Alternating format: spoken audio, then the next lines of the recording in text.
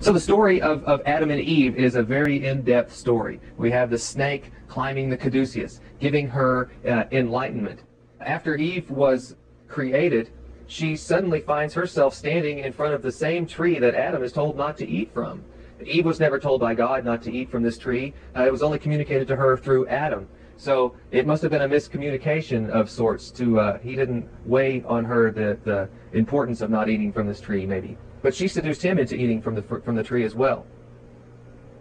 Here is Eve getting the sacred fruit of the tree from the snake. It's also important to understand that the snake represents gnosis, or knowledge, in nearly all ancient mythologies and philosophies. So only in Christianity does the snake appear to mean something evil. When we look in the book of Genesis, it's interesting because who lies? Is it the serpent or is it God? The serpent tells Eve if she eats of the fruit, her eyes will open and she will be like the gods. And God tells Eve that if she eats of the fruit, that she will surely die in the day. And she doesn't die. Adam doesn't die. They did not die in the day. I think it's interesting to point out here that making the fruit, the forbidden fruit, an apple is odd, because we also tell children that an apple a day will keep the doctor away. Apples are good for you. Why scare children away from eating apples? The apple was chosen for a reason. It's red, and it's the fruit of a tree. The Amanita muscaria is red, and it is the fruit of the tree. Some apples even have white spots on them, just like the mushroom does. When you take a bite out of the apple, you get the same effect as if you take a bite out of the Amanita. It's white on the inside. So it is the forbidden fruit of the tree of knowledge from the Garden of Eden. It is the representation, the safe representation, without giving away too much actual knowledge. So it's important also to know that the god Apollo was a mushroom god, and the name apple comes from the god Apollo. Yeah, you should read the Apples of Apollo that we referenced at the beginning of the lecture by Clark Heinrich, Carl Ruck, and Blaise Staples. So here we have an image that was printed in Gordon Wasson's book, Soma, the Divine Mushroom of Immortality. We have Adam and Eve on either side of the mushroom, or the caduceus, with the serpent climbing it, very much symbolizing what Adam and Eve were eating in the Garden of Eden. Next we have that same image on the top right. We have the one from Gordon Wasson's book. This one here is from John M. Allegra's book, The Sacred Mushroom and the Cross. This is an original picture of that image there. The Song of Solomon 2:3. The Song of Solomon, again, is a field reference guide for mushrooms. And this is one of the verses, like an apple tree among the trees of a forest. So that tells us right there that the fruit of the tree of knowledge of good and evil is like an apple tree among the trees of a forest. And we know that apple trees are not found in the forest like this apple tree or this fruit of the tree of knowledge is. Another verse in Song of Solomon. How beautiful you are, my darling. Oh, how beautiful your eyes behind your veil are doves. And if you remove the veil, or after the veil breaks, you can see the eye. And doves are white with red eyes. So here's the red and white connection of the colors. How beautiful you are, my darling. Oh, how beautiful. Your eyes behind your veil are like doves. Your hair is like a flock of goats. A flock of goats. Here is the wool of the goat. The blood of the lamb, as the blood is shed from its rib. Here comes the blood of the Holy Grail, the blood of the lamb.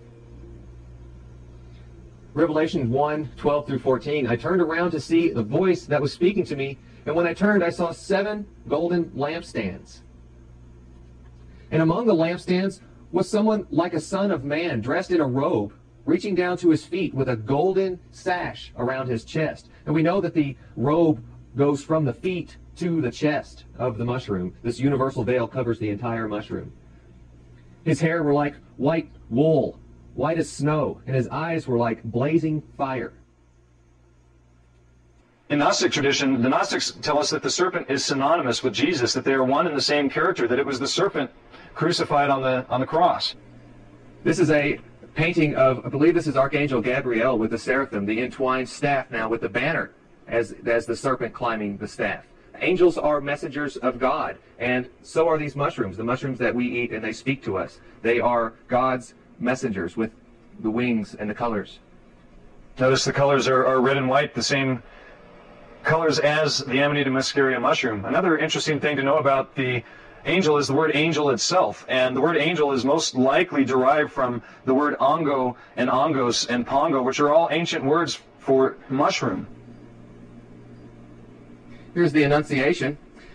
And again, the symbol for the seraphim is the serpent entwined caduceus, the Egyptian key of life, a magic wand-like device used to translate souls from one dimension to another. So here's Jesus now, the baby Jesus, being transferred from one dimension into this dimension, into the Virgin Mary, by way of the caduceus.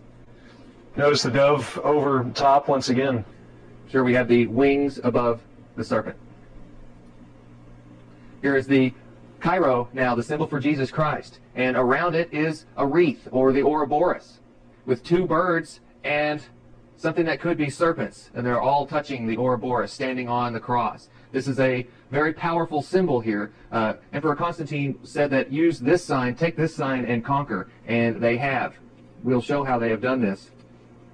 Here we have Adam and Eve in the Garden of Eden again. We have the serpent in the middle, entwined on the staff or the tree, serpent on the bottom, the leaves and branches of the tree making the wings up above. It's the symbol of drugs in the Garden of Eden, with Adam and Eve standing on either side, and Eve taking from the mouth of the serpent. In this slide, we have the representation of the positive and negative aspects, the light and dark, the good, the bad, represented by the black and white serpent here. It shows over on the other side the positive and negative aspects of the caduceus and the different energy points of it. On this side here, it actually shows us the 7 known planets at the time, including the sun and the moon. We have Saturn and Venus, the moon, Earth. These are all in representation of specific points in the body, and the spheres of intellect and how the energy climbs up through the chakra system. Once you reach here, the Vulcan period, it begins to explode in towards the pineal gland. This area here is most likely represented by the sphere of celestial bodies, and then the God here, which is the sphere of divine intellect up at the top. This is the Cairo again. This is a stained glass inside of a church. Again, the Cairo is Jesus Christ. This is a symbol representing Jesus Christ, but there's a lot more to this symbol than just Jesus. A lot of people take the 666 to mean the devil or Satan or something like this, but what we have to realize is that in ancient philosophy, everything had a dualistic meaning to it. So in numbers, through gematria, we find that the numbers also have an alphabetical equivalent in the Greek language that the New Testament was written in. Gematria was also something that was used by the Hebrews and most likely the Phoenicians as well. So what that means is that each letter of the Greek alphabet had a numerical or a number equivalent to every letter in that alphabet. So the alphabetical equivalent of 666 in the ancient Greek alphabet was Chi, Xi, Sigma. And this was 660 and 6. Now, we have to realize that in the modern Greek alphabet, these letters are a little bit different. The Chi is represented by a straight X. The Xi is represented by something that is just 3 dashes coming down. And then the Sigma looks somewhat like a cross between a Z and an E. So here we have G, Zeus, in the ancient way that the Greeks would have pronounced this. And we also have to realize that in these ancient alphabets, they did not use vowels. So without the vowel, that says Jesus or God is Zeus as well. So here again is the symbol for the Cairo, the PX. And over here we have the symbol for our pharmacies, or our RX. And the P and the R are interchangeable in Greek, the original language of the Bible. So if we take the X here and just slide it over a little bit, we have the RX. So is this really a P or is it an R? It's an interchangeable symbol for drugs or for Jesus. So in the symbology of these letters here, in the Chi, it actually represents the 666 or the caduceus all on its own, as well as looking at the serpents in the other pictures that we showed of the caduceus. Here we see the entwined serpents. So the 666 is the serpents in and of itself. We have the last letter, the 6, being a serpent. We have the serpent laid over the staff or the column, making the caduceus right here on its own. So each letter here is the serpent or the caduceus in and of itself. So here once again showing the Chi with the caduceus on the other side. The serpent overlaid the staff, the serpent's crossing the staff. We have the Cairo, and we have the symbol of pharmaceutical drugs once again. And the RX itself literally means with the healing power of Jesus. And as we've already explained, Jesus is the 666, is the caduceus, is drugs, and are the mushrooms. With the healing power of the mushrooms. with the sacred plants.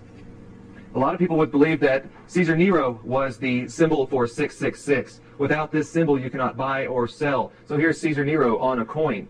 On the back of these coins, a lot of these coins have the caduceus. So you cannot buy or sell without this mark, be it Caesar Nero or the caduceus. On the other side of the coin here, we have the cornucopia with all of the combined herbs and plants and things mixed in there. So what's interesting about the caduceus and the caduceus bearer is usually mercury. Now mercury, when we look at the root word of mercury, that's also where we get the term or the word merchant from. So mercury, the bearer of the caduceus, was the one who gave permission for one to be a merchant or to buy and sell and trade in herbs and drugs. So to be a merchant, you had to have the symbol of mercury, the caduceus.